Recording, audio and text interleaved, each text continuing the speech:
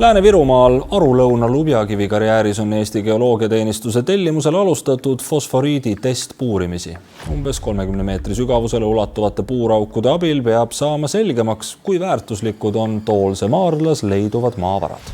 We have to be strategic. Because renewables, we want to produce them, often depend on scarce raw materials. By 2030, Europe's demand on those rare earth metals will increase 5-fold. And that is why we're working on a European Critical Raw Materials Act. Euroopa Liit soovib vabaneda kolmandate riikide sõltuvusest haruldaste muldmetallide hankimisel. Sedastab sel nädalal Euroopa Parlamendis kokku lepitud kriitiliste toorainete määrus.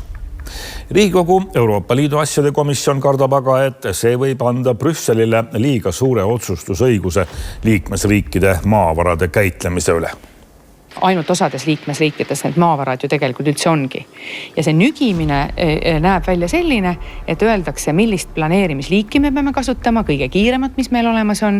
Ja teiseks, et juhul, kui me liikmesriigina ei nõustu seda kaevandusluba andma, siis me peame saatma pika põhjenduse, et miks me seda ei teinud. Eestis on tõepoolest hästi suured fosforiidivarud. Ja Euroopa Liidus on tegelikult ainult üks fosforiidikaevandus. Fosforiit on üks kriitilistest Euroopa Liidu ressurssidest, millest absoluutne enamus tuleb väljaspoolt Euroopa Liitu. Ja pole saladus, et Euroopa Komisjoni 2018. aasta raportis on fosforiit kriitiliste toorainete loetelus kirjas toormena, millel on suur majanduslik tähtsus. On siis niinimetatud Toolse fosforiidimaardla, mille suurus on 40 ruutkilomeetrit. Olgu siin täpsustuseks öeldud, et 40 ruutkilomeetrit on tublisti suurem ala, kui võtab enda alla Lasnamäe.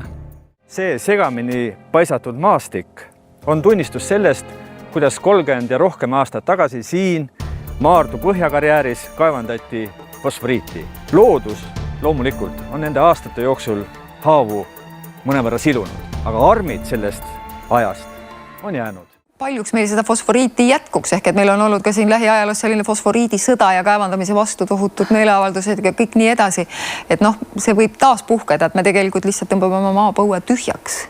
No, tegelikult me oleme täna palju targemad kui siis, kui fosforiidisõda Eestis puhkes ja täna on olemas ka palju tõhusamad tehnoloogiad ja ka see.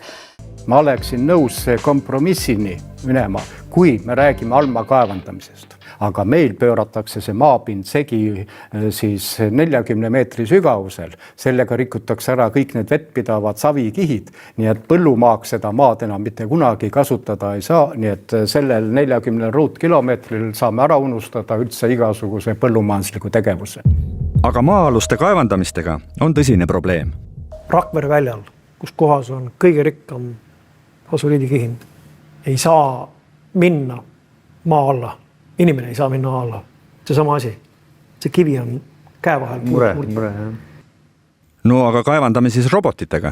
Valmis robotkaevandamise süsteeme veel ei ole olemas. Ehk siis praeguse tehnoloogiaga Virumaal fosforiiti maal kaevandada ei saa. Seda kõike võimalik teha. Sa lähed pidev tsementeerimisega ja tohutu vee pumpamise ja kõigega sellega kohutavalt palju maksma. Aga kui maal kaevandada ei ole majanduslikult mõistlik, siis lahtise kaevandamisega ehk karjääriga ei ole Virumaa inimesed kindlasti nõus. Fosforiit on ordoviitsiumi veelademes, mis on meie ümbruskonna inimeste põhiline joogivee vee horisont. Näiteks kui siin Ubjas kaevandus siin käiku läks 2004, siis me vedasime inimestele üle 3 aasta niimoodi vett. Me vedasime 2 korda nädalas seda vett, et ega see oli inimestel meeletu katsumus ja nüüd ongi, et need samad puurkaevud, mis tookord Kunda Nordic siis inimestele tegi kusagil 34 puurkaevu ümbruskonna taludele, siis need ongi selle sama ordoviitsiumi veelademes ja kui see nüüd järgmise kaevandamisega siis tühjaks tehakse, depressiooni lehtri mõju on, näete, kui suur siin. See ei ole minu välja mõeldud, see on Tartu Ülikooli poolt siis tehtud siis uuring. Lääne-Virumaal Arulõuna Lubjakivi karjääris on Eesti Geoloogiateenistuse tellimusel alustatud fosforiidi testpuurimisi.